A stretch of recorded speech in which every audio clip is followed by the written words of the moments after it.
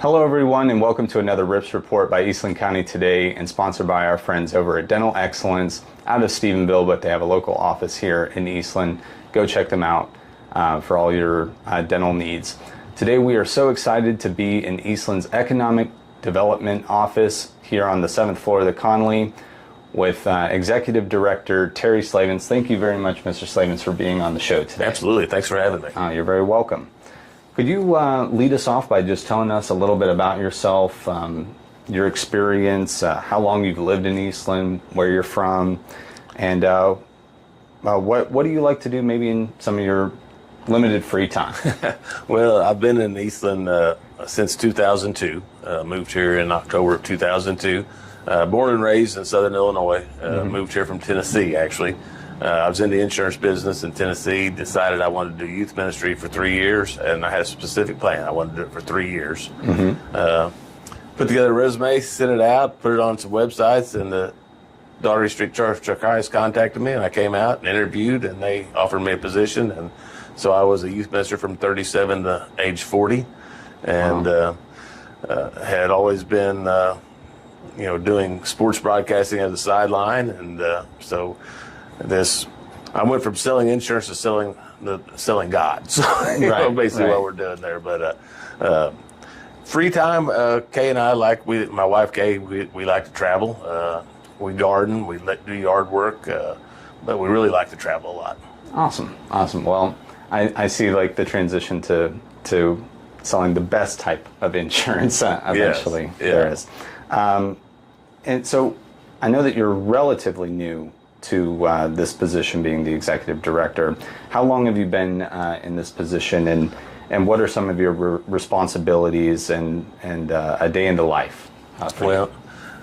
Tom Bailey, our previous executive director, he approached me probably over a year ago and said, "Hey, I'm fixing to retire, and I think you would be a good fit to replace me." And at the time, I just sort of laughed, didn't think much about it, and then about 6 months later, he came back. He said, "Yeah, this is really fixing to happen. About July of 2025, I'm going to be done." And I said, "Okay."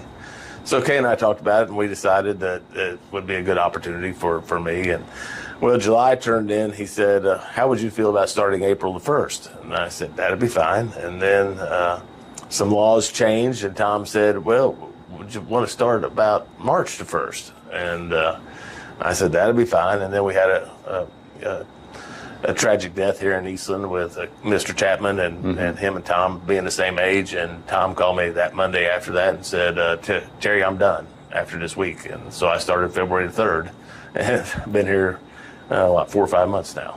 And a day in the life, some days are really, really busy. Like Tuesday was super busy, a lot going on. Other days I have to find stuff to keep me busy because you're at the mercy of the businesses you're trying to recruit and stuff. It's on their schedule. Right. And so I have really busy days, and then I have days that like I said, I have to find things to do. And I don't do sitting very well, so I'm always just going out and visiting, talking to people, seeing how I can help our existing business owners. Right. Well, that fits your description of liking to travel, you know, even in your free time. What motivated you to get involved in economic development? Well, I'd served on the board, the EDC board, for several years, and I'm very passionate about Eastland. I wasn't born and raised here, but this is home. I mean, and I want to see it grow. I like to visit. I like to talk. That's one of the prerequisites to being in the economic development world. Yeah. And just basically, I told the board when they interviewed me, I said, "I'm not about quantity growth. I'm about quality growth." I said, "We're not wanting to grow fast or just bring anything, because if you bring something in that doesn't succeed, you got an empty building, and empty buildings are not good." So we're trying to be very choosy. We've all watched how Weatherford exploded so fast that they couldn't keep up with things. The growth is coming this direction. It's moving down the interstate from both directions, from Abilene and from Fort Worth. And so my thing is, I don't want to bring in any new businesses that are going to compete with our already established businesses in town. Because that's not fair to somebody that supported Eastland all these years, then us give them an incentive to have a competitor come in. So my goal is to I want to stay ahead of the game and have Eastland in its best position when this growth does come. Right. Now, I've definitely been noticing that for, the couple years that I've been steady back here in Eastland. Is just, there's been a lot of change, and you feel it. I have appointments in the DFW, and every time you go that way, there's something new. I had weekly appointments there. So, like you said, it's coming from all directions, and getting ahead of it and being prepared here local is going to be very important. What would you say your primary objectives are? Maybe things you've told the board, or what would you say success looks like for the future of Eastland's economy? Well, I think that we have a gentleman that's developing some property here, both residential and commercial. The residential is very much needed. We're lacking on housing, and we're excited to see that coming together. Maverick Townhomes is building another unit out there, so we have some more rental that is drastically needed here as well. But success for Eastland is everybody working together and for a good cause to grow the city. And you got to have the right components. Like I said earlier, it doesn't do any good to bring competitors in to compete against the people we already have. We want to identify the new things that we need: manufacturing, create jobs, create sales tax. Yes. My job is to grow sales tax. That's one of my jobs, is to grow sales tax, grow property tax. We have a possibility of a new hotel coming to town. That's motel tax money, heads and beds. Yes. That's the success I see for Eastland. Okay. What are some of your working limitations right now? Well, as everybody, as workforce, that's a major issue. We could, EBA Iron hires every Tuesday. They could run 2 shifts. They got enough work, but you got to find the workers to do it. And it's not just EBA. Everybody's looking for help, and good quality help. Yes. But you're not going to get more workforce without more housing. So Yeah. that's where the housing, it all meshes together. You get more housing, affordable housing. Yes. My sort of dream is to promote Eastland as a commuter community also, where you got people that are commuting to Abilene or commuting to Fort Worth that want to raise their family in a more rural setting.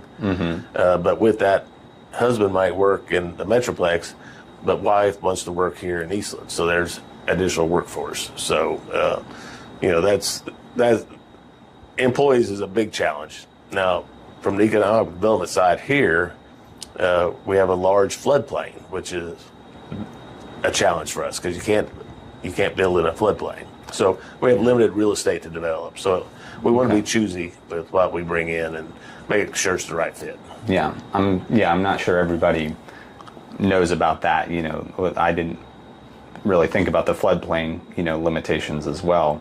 How exactly do you gauge the pulse of the community and what they would like to see here, and how can the community get involved in make Eastland more economically viable?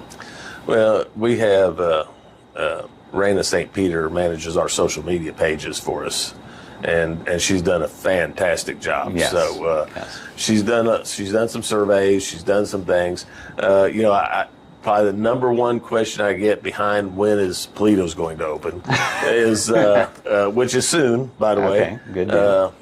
Is, well, sure would be nice if we could get a Chili's, and and I'm not saying Chili's would never come to Eastland. It's down the road a ways. They're going to have to see some growth, but Right. It's that's the community support our local businesses.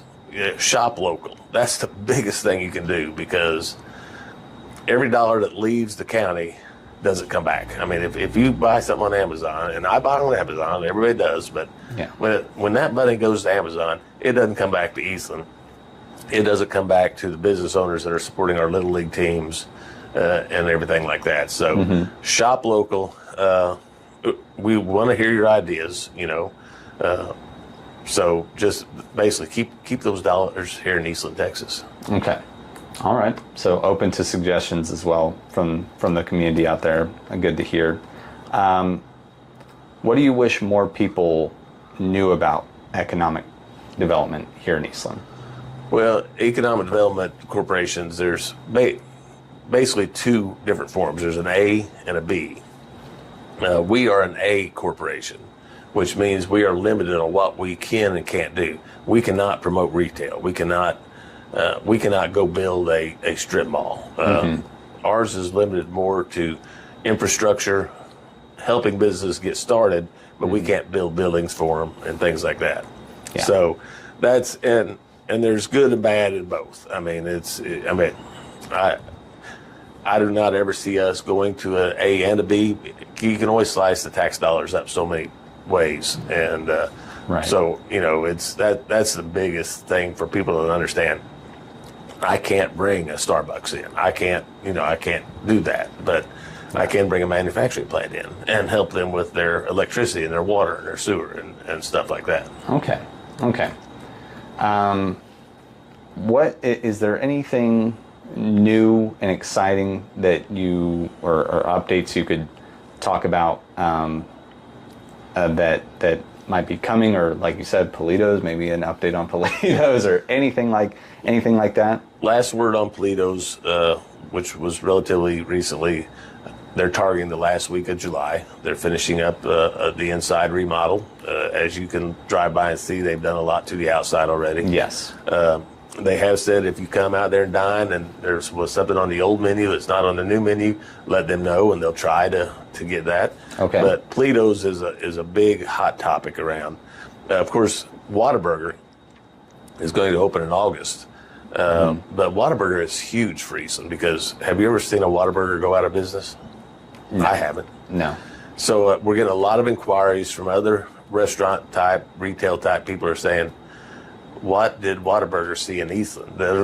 They're riding Whataburger's coattails of their due diligence, and right. Now they're looking at Eastland.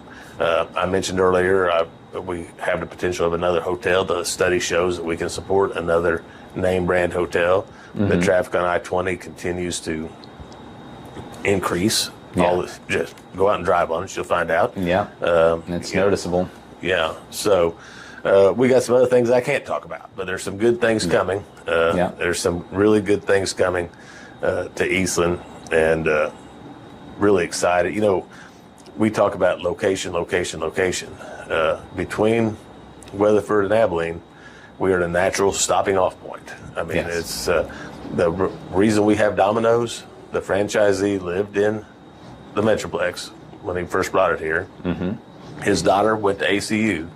He said for 4 years they stopped in Eastland, coming and going, and him and his wife decided to bring in the Domino's franchise here. Yeah, and it's been highly successful. So great location. Yes, absolutely. And going back to your previous point of like your dream of people commuting, you know, either to Abilene or DFW. You know, people across the country, if people say that's like a long commute or something, I've lived in DC before. My dad, you know, spent 2 hours, you know, or more just getting to work. Yeah. You know, so it's possible. It's doable. It's not. And Abilene's really doable. I mean, Abilene's a 55-minute drive. Yeah. You know, and easy drive. Yes. Most of the time. Oh yeah, yeah, smooth sailing on the interstate. So, is there what are some of your main selling points for Eastland when you talk the location? Any other main selling points that you use? The interstate is huge. Access to the interstate, especially when you're talking about manufacturing and stuff like that, to get their products out. Yes. We have a great hospital. You know, for a small town, we have a really good hospital.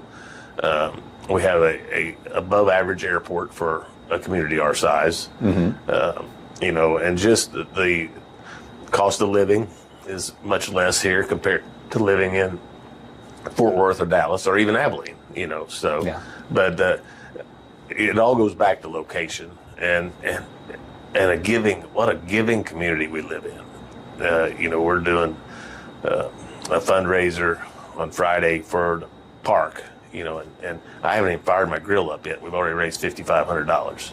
And Wow. so it's just it's just, a lot of people say it about their little towns, but this is really a town that cares about their people and cares about each other.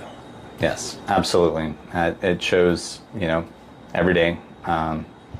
People are very friendly. People know each other, and it's not too big, where you can't get to know your neighbors and care about what's going on around you. Is there anything else you would like our audience to know about? Well, patience. We preach patience in the economic development world because things don't happen overnight. So, and tolerance of me not be able to tell things. People ask me all the time what's coming in. I can't really tell you right now, but like I said, Eastland's just a wonderful place. And if you're out there watching this on Facebook and you have a business or a manufacturing business, call me. Contact me, and we'll try to help you out. Absolutely. And what's that number that, or the best ways to contact you? Best way to contact me is through my cell phone, 254-631-2726. You can email me at eedi@eastlandtexas.gov, and that's all spelled out, eastlandtexas.gov. But that's the best way to get a hold of me. Perfect. So there you go. You know who to call and how to get a hold of them. Well, we can't end our show without going over a few Rips related questions inspired by old Rip, the legendary horned toad, just about a block away from us right now. Who or what would you like to rip a new one? Well, I thought about it. You let me see these questions before we got started, and I've been thinking about that question, and I've had a couple of different answers. But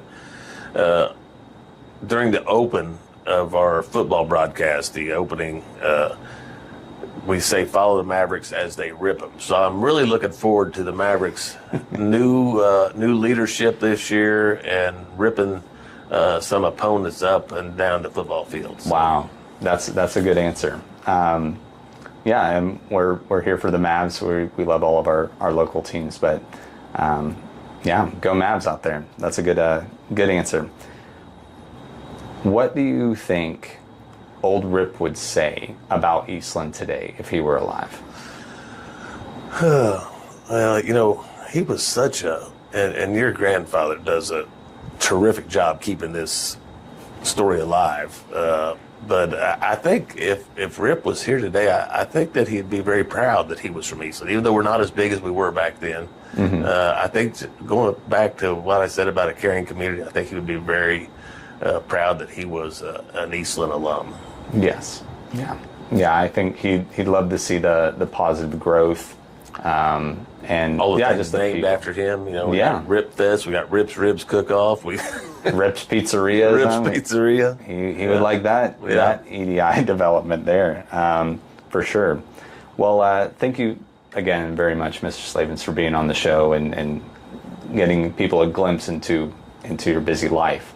And I know we'll have to come around again for what happens next around town. But thank you all for tuning in, and if you enjoyed this episode of Rips Report, feel free to like, share, and subscribe, and subscribe to Eastland County Today in the description below for more stories like this and others, and community stories that relate to you. And once again, this is Levi Freeman with Rips Report, sponsored by our good friends over at Dental Excellence, who I trust with my teeth. And until next time, stay ripped.